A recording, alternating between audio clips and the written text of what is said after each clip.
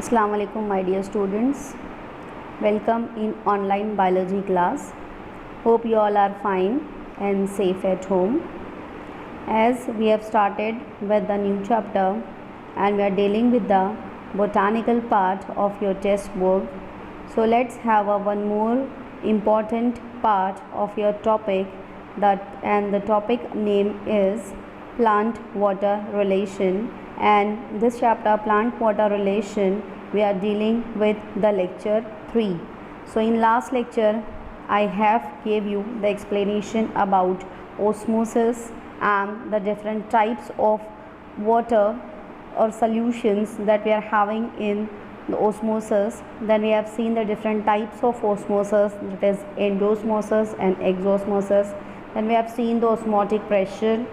Then we have talked about facilitate diffusion. Then we have seen water potential, and after that we have seen some factors that are affecting water absorption. Now today we are going to start with a new concept, that is plasmolysis. If we will see the wordly meaning of lysis, so it means breakdown.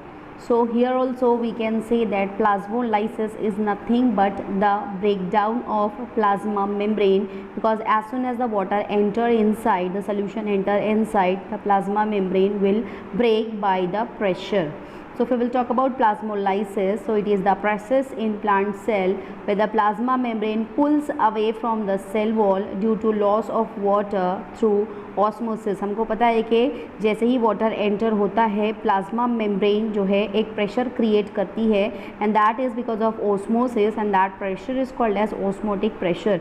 हम इसके बारे में last time पढ़ चुके हैं. And based on this only we are having 3 type of solution, that is hypotonic solution, hypertonic solution and isotonic solution. तो इन तीनों सोल्यूशंस में कैसी कंडीशन होती है प्लाज्मा मेम्ब्रेन की, how the cell become plasmolysed.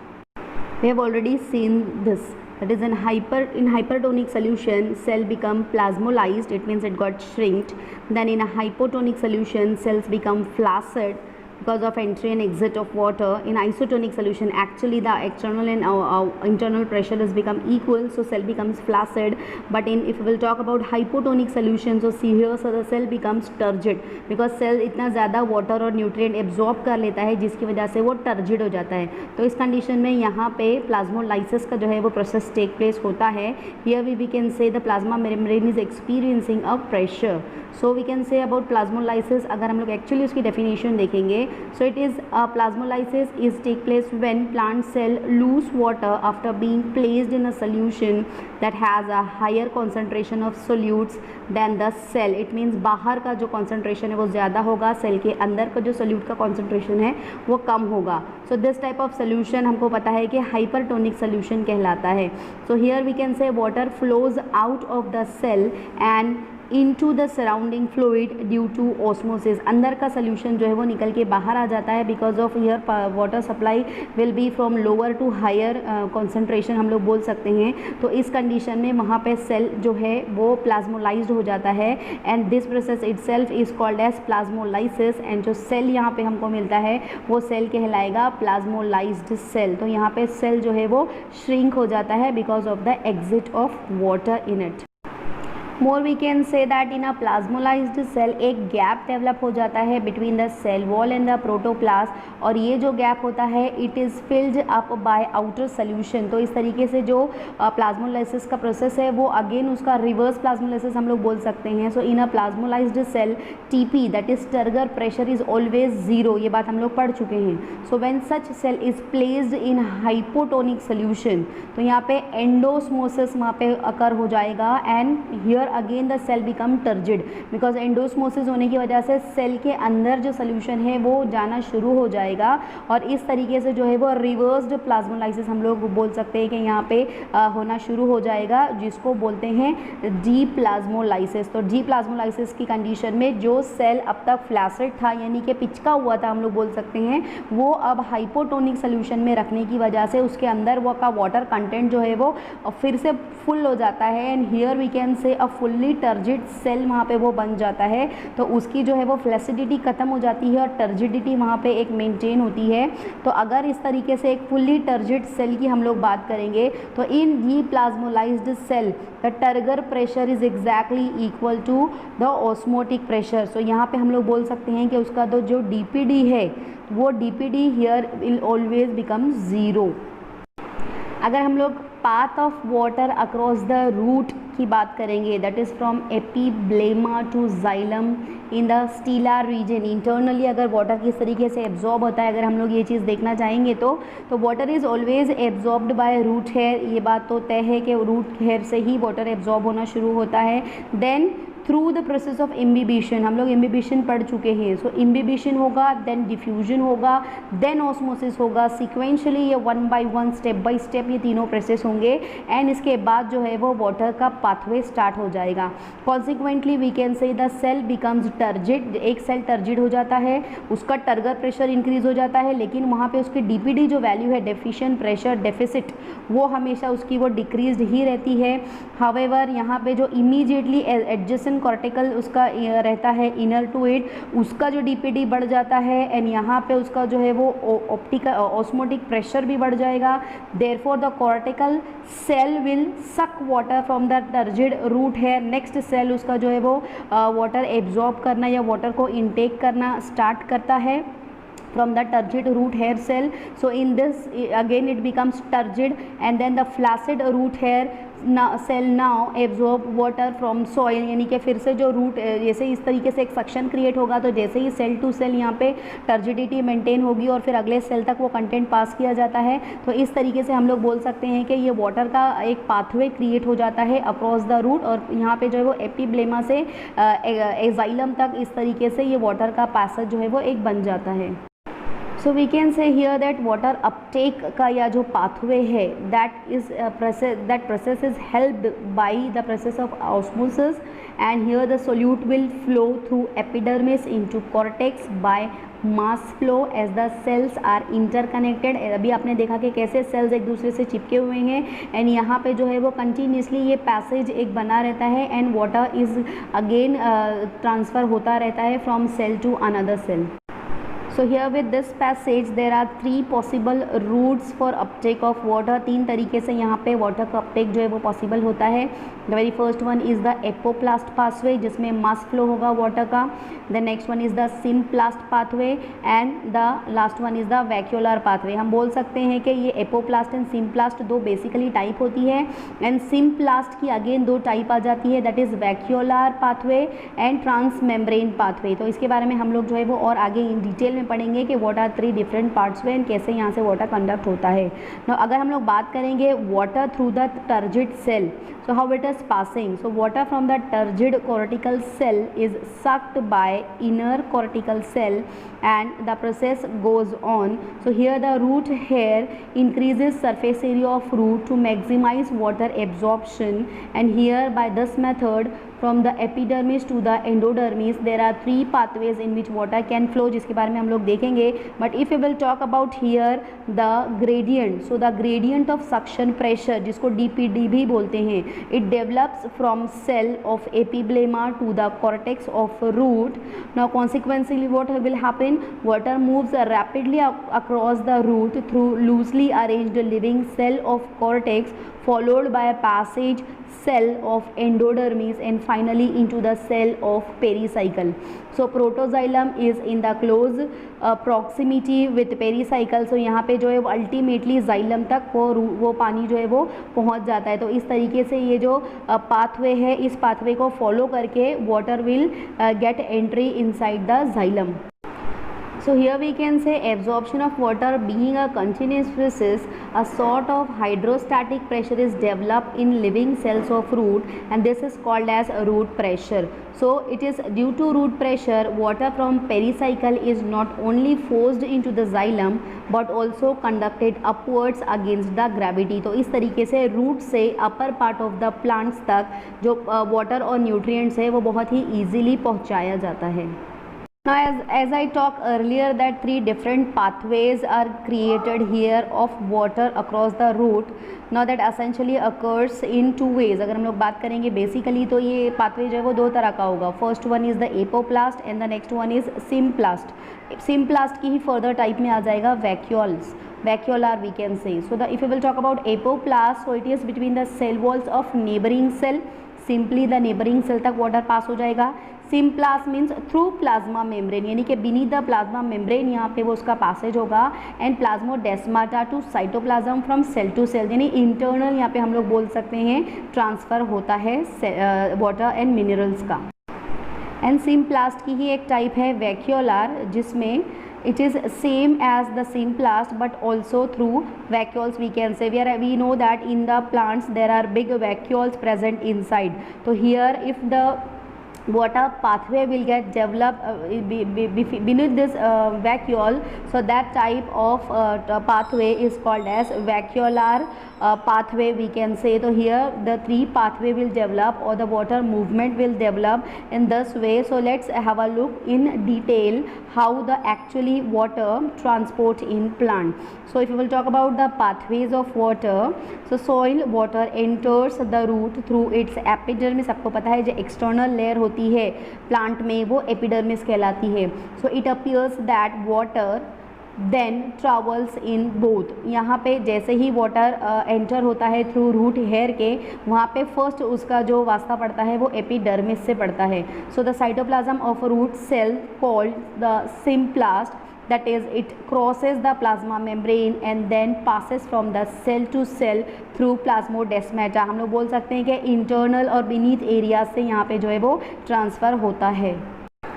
Next अगर हम लोग बात करेंगे एपोप्लास्ट की, so in the non living parts of the root, हमको पता है कि पार्ट्स प्लांट में लिविंग एंड नॉन लिविंग दोनों तरह के पार्ट्स होते हैं. तो अगर नॉन लिविंग पार्ट से जब ये ट्रांसफ़र हो रहा है, so that in that case it is called as apoplast, that is in the spaces between the cells and the cell walls themselves. So this water has not crossed as a plasma membrane. तो यहाँ पे हम लोग ये बोल सकते हैं कि जो लिविंग पार्ट है उस लिविंग पार्ट से जो वाटर ट्रांसफ़र हो रहा है वो सिम्प्लास्ट पाथ यूज़ करता है. एंड नॉन लिविंग पार्ट से जब वाटर पास होता है, बिकॉज अल्टीमेटली उसको जाइलम तक पहुँचना होता है, सो दैट उसको आगे के पार्ट्स तक या ऊपर के जो पार्ट्स हैं प्लांट के उस तक उसको पहुँचा सके. तो ये जो पार्ट होगा नॉन लिविंग से, that is called as apoplast. तो इस तरीके से ये मेनली दो पाथवे के थ्रू वाटर जो है वो एब्जॉर्ब होता है in the plants with help of roots. Now if we will talk about the mechanism of absorption of plant, so here basically the absorption of plants occur with the help of one phenomena that is called as gradient of decreasing water from the medium in which the roots are growing to the root xylem. However, the gradient is produced differently in slowly and in rapidly transpiring plants. सब में concentration gradient का rate जो है वो अलग अलग होता है. Now this results in two type of absorption mechanism, that is called as active absorption or osmotic absorption, and the next one is the passive absorption, जिसको हम लोग बोल सकते हैं कि ये उस तक उतना एक्टिव नहीं होता. तो जो एक्टिव एब्जॉर्प्शन और ऑस्मोटिक ऑब्जॉर्प्शन होगा वो स्लोली ट्रांसपायरिंग प्लांट्स जो होते हैं उनके अंदर ये टेक प्लेस होता है, वे रूट्स बिहेव एज ओस्मोमीटर्स. एंड अगर हम लोग पैसिव एब्जॉर्प्शन की बात करेंगे तो जो रैपिडली ट्रांसपायरिंग प्लांट जो टॉल ट्रीज होते हैं specially, where water is pulled in by the decreased pressure और tension produced in the xylem sap through the roots, so which function as passive surface. It is operative in the form of root pressure, bleeding and guttation. ये basic concept है plants के जिसमें जो है वो transpiration भी मदद करता है. Now let's talk in detail about active absorption. So it is absorption of water by roots with the help of metabolic energy generated by the roots respiration. The force for water absorption originate from the cells of root due to root respiration as the root cells actively take part in the process, so it is called as active absorption. जो slowly transpiring plants होते हैं basically उसके अंदर हमको active absorption देखने को मिलता है. According to Ranner, active absorption take place in low transpiring and well watered plants, and 4% of total water absorption is carried out in this process. So the active absorption is explained by two theories, which are active osmotic water absorption and active non-osmotic water absorption. So we are going to discuss in detail. हम लोगों को और भी theories के बारे में यहाँ पे देखना है based on the active absorption. बहुत सारी थ्योरीज़ भी यहाँ पे आई हुई हैं, तो वो थ्योरी को हम लोग इंशाल्लाह आगे के पार्ट में हम लोग देखेंगे. सो वहाँ पे आपका कंसेप्ट जो है वो what actually the osmotic absorption and non osmotic absorption, वहाँ पे आपका ये कंसेप्ट बहुत ईजीली क्लियर हो जाएगा. So we may conclude here in active absorption, that is roots are playing very active role here, and root will help in the absorption of water. So the driving force is the root pressure, वहाँ पे develop हो जाता है in the living cells of root, and active absorption occurs usually at night when transpiration stops due to closure of stomata. आपको पता है कि transpiration and respiration both will go hand in hand in the plant, but रात में जो है वो सिर्फ ट्रांसपीरेशन होता है बिकॉज वहाँ पे नहीं, रात में सिर्फ रेस्पिरेशन होता है, ट्रांसपीरेशन का प्रोसेस रुक जाता है because of closure of stomata. So as water absorption is against the DPD और we can say concentration gradient, so there is expenditure of ATP, that is energy, and that energy is generated through the respiratory activity of the cells. Active absorption may be of two kind, that is osmotic and non-osmotic. So let's have a look first on active osmotic water absorption. So according to this theory, I told you that there several theories are there. So the first theory is Atkins and Priestley theory. These were the scientists, and according to this theory, the root cells behave as ideal osmotic system through which water moves up from soil solution to root xylem along an increasing gradient of DPD, that is the suction pressure which will create and is the real force of water absorption. इसी suction pressure की वजह से water absorb होना यहाँ पे शुरू होता है. and if solute concentration is high and water potential is low in the root cell, then the water can enter from soil to root cells through endosmosis. तो यहाँ पे इस तरीके से endosmosis के through water का transportation possible हो पाएगा. Now we will talk about non-osmotic water absorption. So here we can say the Thiamin and the Kramer were the scientists who gave this theory. So according to the theory, sometimes water is absorbed against concentration gradient, and this require expenditure of metabolic energy released from a respiration of a root cell. So there is no direct evidence, but some scientists suggest involvement of energy from respiration, because ये active passage नहीं है, non osmotic है. यहाँ पे जो है वो automatic process नहीं होता है कंसंट्रेशन ग्रेडियंट की वजह से, यहाँ पे कुछ एनर्जी यूटिलाइज होती है, and according to some scientist ये एनर्जी जो है वो रेस्पिरेशन के थ्रू प्रोवाइड की जाती है. So in conclusion we can say that the evidences supporting active absorption of water are themselves poor. तो इस वजह से ये थियोरी को उतना ज़्यादा सपोर्ट नहीं किया गया. then too we can say to some extent it is useful for transportation of water. Moreover, we can say low temperature retards water uptake because of decrease in the rate of respiration. So use of metabolic inhibitors also retards the rate of respiration, and thus the water uptake will take place. So here we can say in non-osmotic absorption, some kind of concentration gradient will produced over there, and poor supply of oxygen वहाँ पे जिसकी वजह से water absorption होता है, and because of the low rate of respiration also there is a water uptake. Next is the passive absorption. It is the main way of absorbing water through the roots and not by the roots from soil into the plant. So we can say this mechanism is carried out without utilization of metabolic energy. Here only the root act as an organ of absorption or passage, hence sometime it is called as water absorption through root rather by roots.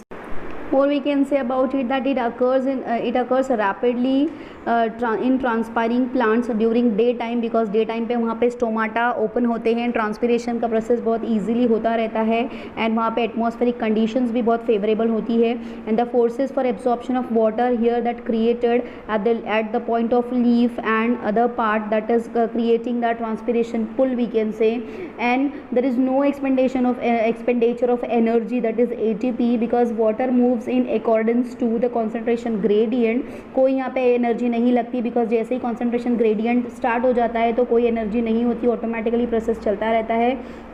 So in passive absorption we can say about 98% of the total water absorb in plant, जबकि active में सिर्फ 4% absorb होता है. And passive absorption occurs during daytime, जैसे कि मैंने आपको बताया, because of the opening of the stomata and the transpiration process. So the rapid transpiration creates a tension in the xylem vessel due to negative water potential. So this tension is transmitted to xylem in root. Consequently, water is pulled upward passively. Now during passive absorption, no ATP is utilized because the rate of respiration is not affected. So in plants water is mainly absorbed passively. So active की बजाय passive transport के through maximum water जो transplant होता है plant के अंदर वो possible होता है just because of this process of passive absorption. Now the next important concept of this chapter we have to see is translocation of water. So as we all know that transpiration is followed by translocation. So the transport of water with dissolved minerals from a root to the other aerial parts like stem and leaves against the gravity is called as translocation, or it is also called as ascent of sap, because the upward movement of water and minerals is also called as ascent of sap, और इसको यहाँ पे हम लोग translocation of sap भी बोल सकते हैं, because several mechanism और theories have been put forth to explain the mechanism of translocation of water. कुछ theories हम लोग जो है वो आगे पढ़ेंगे इंशाल्लाह नेक्स्ट लेक्चर, जब हम लोग मैं ऑनलाइन आऊँगी तब आपको I will give you the detail explanation about the theories. बहुत सारी थियोरीज यहाँ पे दी गई है regarding the translocation of solutes, और we can say the sap. Okay, so ascent of sap के लिए बहुत सारी थ्योरीज होती है, बिकॉज जो थ्योरी होती है उसमें बहुत सारे वाइटल फोर्स थ्योरी है, रिले पंप थ्योरी है, फिजिकल फोर्स थ्योरी और रूट प्रेशर थ्योरी एक्सेट्रा. तो ये सारी थ्योरीज़ के बारे में हम लोग इंशाल्लाह नेक्स्ट लेक्चर में पढ़ेंगे. बट अगर हम लोग यूजुअली एक if you will put a glance on ascent of sap तो किस तरीके से ये एक्चुअली प्रोसेस होता है, तो बिकॉज ऑफ दैट जैसे ही ऑस्मोटिक और डिफ्यूजन की वजह से जो रूट हेयर्स हैं वो वाटर और मिनरल को एब्जॉर्ब करते हैं, रूट प्रेशर क्रिएट होता है जिसकी वजह से वहाँ पे वो वाटर ऊपर की तरफ चढ़ना शुरू हो जाता है, और we can say the capillary reaction that is results in rise up water and the basis of stem. इस तरीके से कैपिलरी वाटर जो एब्जॉर्ब हुआ है, capillary water is a type of water जो रूट्स को अवेलेबल होता है, तो उसके थ्रू वहाँ पे ऑटोमेटिकली रूट प्रेशर क्रिएट हो जाता है जिसकी वजह से it will start pulling it upward. So यहाँ पे एडिजन, कोहीजन, इस तरीके जो है वो हम लोग कंसेप्ट जो पढ़ चुके हैं, वो वहाँ पे वाटर की प्रॉपर्टी है एक्चुअली एडिजन एंड कोहीजन, जिसकी वजह से वो अपवर्ड पुल क्रिएट करता है. एंड ट्रांसपिरेशन पुल क्रिएट होने की वजह से ट्रांसपिरेशन पुल एक क्रिएट हो जाता है बिकॉज एक सक्शन क्रिएट होता है वहाँ पे सन का, तो उस वजह से हम लोग बोल सकते हैं कि सिंक एक पार्ट होता है यहाँ पे और सोर्स एक पार्ट होता है. सिंक मतलब जो रूट सेल का जो एरिया होता है वो सिंक कहलाता है, यानी जहाँ से वाटर को बेसिक सोर्स हम लोग बोल सकते हैं, यहाँ से उसको सोर्स तक, यानी कि उसके अपर सोर्सेस ऑफ प्लांट्स जो होते हैं जैसे कि रूट है, सॉरी लीफ है, स्टेम है, फ्रूट है, वो अपर पार्ट्स ऑफ द प्लांट उसको वहाँ पे ट्रांसफ़र करना होता है. तो इस ट्रांसफ़र में यहाँ पे जो कंपेनियन सेल्स होते हैं वो मदद करते हैं, एंड बेसिकली ये ट्रांसलोकेशन ऑफ वाटर यहाँ पे टेक प्लेस होता है, और वी कैन से यहाँ पे ये एक ट्रांसपिरेशन पुल ही बेसिकली काम करता है जिसकी वजह से water will get absorbed and it will get traveled into the upward parts of the plants. So I think this much is enough for today, and next time as I said कि ये जो translocation of water है उसके अंदर बहुत सारी हमको theories पढ़नी है, जिसका जस्ट मैंने आज आपको सिर्फ एक इंट्रोडक्शन दिया था अबाउट द थियोरीज़. तो ये बहुत सारी थियोरीज़ है जिसके बारे में हमको बहुत डिटेल में पढ़ना है. तो अगर अभी स्टार्ट किया तो lecture will get extend more, so that is the reason I am going to stop here, and I request you all people to just go through the entire content. आज का जो भी हम लोगों ने पढ़ा है आप please try to correlate it with the textbook, or whatever PDFs you are having, and try to understand and please start making notes of it, because ये assignments और notes जो भी हैं उसके आपके internal marks उसके ऊपर based करते हैं. So I request you all people to please maintain the notes, and whatever doubts you will be having, please discuss it with me. You can contact me and you can discuss your doubts with me. So please go through the content and take care. Be safe at home. Inshallah we will meet next time. So till that, Assalamu alaikum.